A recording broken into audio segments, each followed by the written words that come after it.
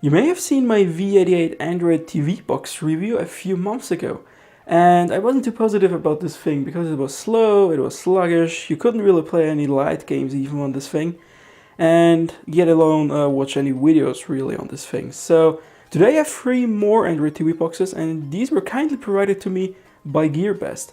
Of course, they were sent to me free of charge, but my opinion is unbiased, and I will of course judge them as if I'd have bought them myself.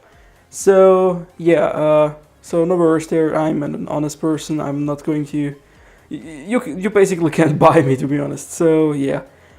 First of all, I want to unbox these things because I just want to see what's in them.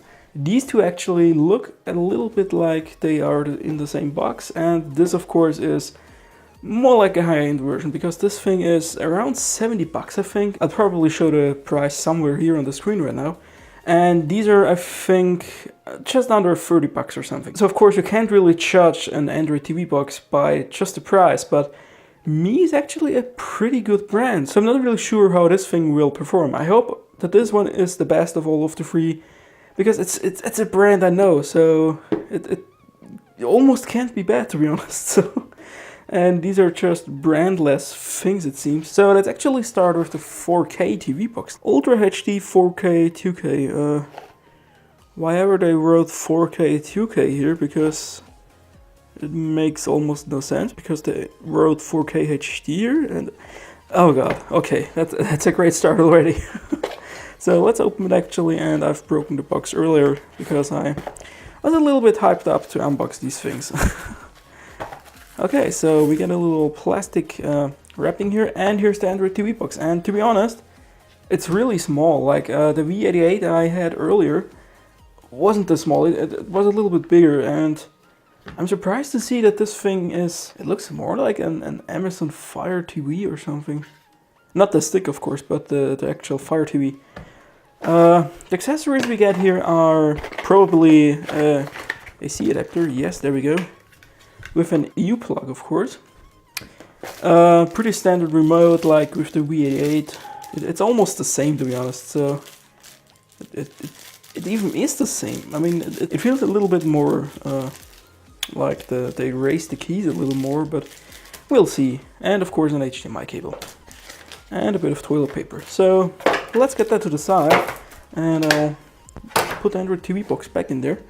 Let's actually unbox the second one. Same packaging it seems, and roughly the same size too. So yeah, not much difference there. R69. Why did they call it R69? Okay. Why is it called 69? Okay, I don't care. Anyways, let's move on. Probably the same stuff we get, or we got with the Alpha-Wise, or whatever you pronounce the name.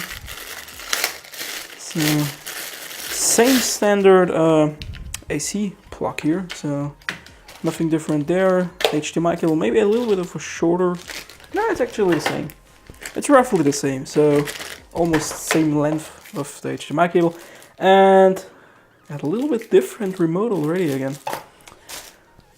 Like this one, it doesn't. It looks the same. It's the same layout and everything, but the drawing here, or whatever you call that, on the top is a little bit different there. And the button layout, maybe a little, just the D-pad here, so not much different there. So let's get that one there, and let's actually move to the Mi box. It's already in a sort of a plastic wrapping here, and it feels a lot heavier too, so maybe this will be the winner. I'm not sure. I haven't tested them yet because I'm just unboxing them. So let's actually remove the plastic wrapping here. And let's open it. There we go. Yeah, it's roughly the same size. It is the same size. Okay, so. And it feels a lot heavier. Like seriously. This thing feels like performance. Whatever you can call it. It just feels like performance. And these things, they're super light, and this thing, it's, oh god. I mean, it doesn't have as many ports in the back, but if it performs better, why should we care, to be honest? Anyway, so what do we else get in the box here? So we get standard EU plug again with the barrel connector. I actually like barrel connectors a little bit more because they're just not easy to break. Micro USB tends to break more often, so yeah. A pretty premium looking HDMI cable too, so actually it's like, yeah, okay. It's a completely normal HDMI cable, but it feels a little premium somehow. And a completely different remote. This one even seems to be Bluetooth and not just infrared like the others here. Like this one as example, it just has an infrared LED on the front here. If I can focus, yeah. And this one seems to be Bluetooth or something. Though I'm not sure because there's a little slit in here and I'm not totally sure. I'll see later on when I test them. So yeah, that's pretty much it. So this thing is like it just feels like performance, as I said earlier. Yeah, okay, there's infrared because there's a little red, like this red plastic over there, you should call that, and yeah, it's still infrared and not Bluetooth. I mean, it isn't a game breaker or something, but wireless would be preferred, of course, because then you wouldn't have to point it at the TV or something. Anyway, so look at all this mess here. So I will try the 3 of them. I will do a little bit of a benchmarking and I will just test them, game on them, watch videos on them, compare Cody because that was an issue with the V88 actually, and I'll actually test them a few weeks, and for you it's just going to be a few seconds. So here we are almost a month later and I can finally bring you some test results from these 3 Android TV boxes. Now the obvious winner is of course the Mi TV box because this thing costs almost 70 bucks, I think, or a little bit more than that. Out of all the benchmarks, this was pretty much the beast under all these 3. Even the remote was more premium. It's just more premium feeling than these cheap, I don't know what to call these. They're just generic, like you get them with almost every Android TV box in the $20 to $30 range or something like that. And it's nice to see a new remote with a built-in microphone. I didn't know it had one. Yes, this thing has a microphone, and this thing doesn't actually run stock Android like these 2. So they do have a custom launcher just to make it a little bit easier to navigate with the TV remote you get in the package, of course.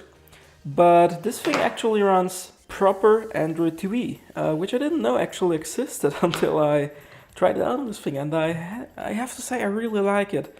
There were some quirks and problems with this one, or not the box itself, but just the Android TV system.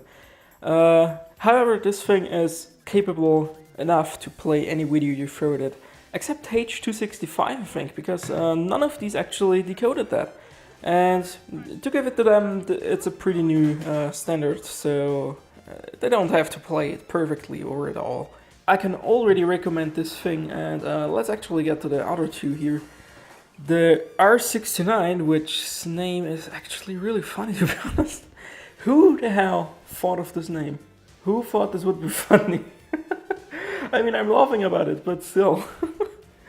Oh god. And this was rather funny actually. This one actually says in the system menu that it's running Android 6.0.1. However, in reality, it's actually running Android 4.4 because the API level actually says level 19, while on 6.0.1 I think it's actually 23. So yeah, they are cheating on the Android version number for whatever reason, because Android 4.4 is still not bad. I mean, it's old, but it isn't bad. And yeah, it's a little bit of a shame because most modern apps are not running on it anymore. Kodi, however, was running fine, so normal video watching or watching series is actually fine on all 3 of them. So they are, however, a little slow when it comes to navigation, both of them, except the Mi one, of course. So I also tried a few games on these things. I mean, they aren't gaming boxes, I know, but people will use them to play emulators or something like that. I mean, I wanted to try emulators on all 3 of them, but this video is going for far too long already, and I don't want to make it any longer, to be honest. So I'll just go with Beachbody Racing here first. On the alpha-wise, it's running okay-ish. It takes a super long time to load, like I think 1.5 minutes or something, and when you're playing you have to set the game to a really low resolution, and you also have to deal with stuttering, so yeah, it's okay-ish, but it doesn't work super well. On the R69, however, it was running a little bit better, not much better, but it was playable too. And on the MeTV box, I don't have to mention it, I think it's running perfectly fine. On the highest resolution, you can play it with the remote here. Because it's Bluetooth, it's actually easier to play, because with the infrared remotes here, it's hard to play Beachbody Racing, to be honest. So the next game I tried was Alto's Adventure, and surprisingly enough, it didn't work on all three of them. I was able to start it. I think it crashed on the AlphaWise first, but when I started it up the second time, it did actually work. I couldn't actually press the middle button for some reason, and I even connected a keyboard and the gamepad, and it didn't work on all three of them either. I have no idea why that is. And another thing is, Alto's Adventure on Android TV actually costs like 2 euros or something, which is kind of odd, because when you install it from the website on this thing, which you can, it's free, so I'm not sure what's going on there. Anyway, so Alto's Adventure is not going to be an indicator of how good these things run, but the next thing is, I tried Sonic the Hedgehog, the free version with ads or something in it. And it was playable on the AlphaWise. It did lag a little bit. It was running fine, however, you could play it perfectly well. Some lags, but it was working. It was also working on the R69 perfectly well, same stuttering a little bit, and on the MeTV box I wasn't able to test it, because it's not available in the Google Play Store, and the APK I think wasn't working either. I'm not sure. I've tested so many things with these three here. Yeah. So, but as said, they are not a gaming machine, and I even got flamed a little bit on my last video because I was bashing it quite hard because I couldn't play games. So, yeah, this is a disclaimer. These are not gaming machines. These are just for light gaming, or their purpose is for watching movies, but I know that people will actually use them for Android games, so don't judge me by that. I'm just trying to appeal to many people here. So yeah. Another thing that's kind of weird and I'm not sure, dangerous at the same time, is that the R69 is running at 90 degrees Celsius all the freaking time. It does not cool down while it's plugged in. It's running at 90 degrees all the freaking time, and I have no idea why.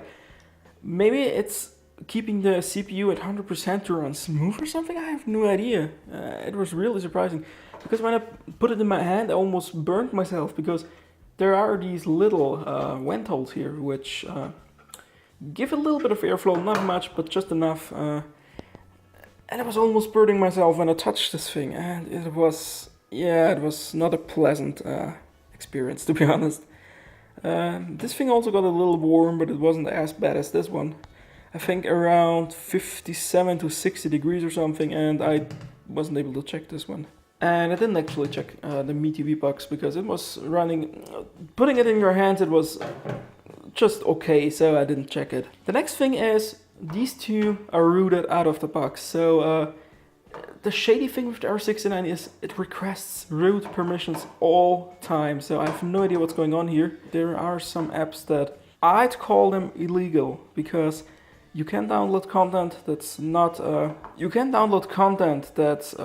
otherwise obtainable legal, of course, or whatever I should explain this. So yeah, even though you can download free stuff, of course, I still want to support these creators, and yeah, I'm not really happy about that, to be honest.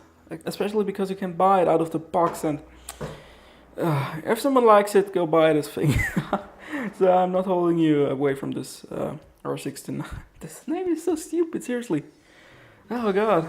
Anyway, so the AlphaWise also came with a little shady stuff, but it's not as bad as the R69, I think. And the MeTV box, of course, didn't come with any illegal stuff, because it's official Google Android TV. No pre-installed apps, except some ad stuff, and you can uninstall it, and it's stock Android TV, so no worries there. And I want to wrap this video up right now, because it's going for far too long already, and I'm just rambling on already, and yeah. The clear winner is the MeTV box, and I had to recommend to get one, so For 70 bucks, you can't go wrong with this thing. You get a really nice little Bluetooth remote with built-in microphone, and it plays every video and every game so well that I just can't really compare it to the two others here. So if you're going to watch videos, you can also get these ones because they're just in the $20–$30 range. So you can't go wrong with any of them. However, this one is far easier to use, far nicer, far smoother, and a hard choice, to be honest. If you're on a tight budget but you still want one, get the Argofox, because this one isn't running as hot and it comes with less shady stuff, still rooted and everything. You get real Android 6, of course, while you get Android 4 here. You also get Android 6 here, but it's Android TV as said, and it's customized Android, and yeah, so I hope you enjoyed this video. I hope you found some information that you wanted to know, and if you still have some questions, of course, leave them down in the comments. I'd always be happy to answer them. And leave a like if you like this video, leave a subscribe if you super like this video. Dislike also works, of course, if you didn't like this video, and I hope I'll see you in the next one.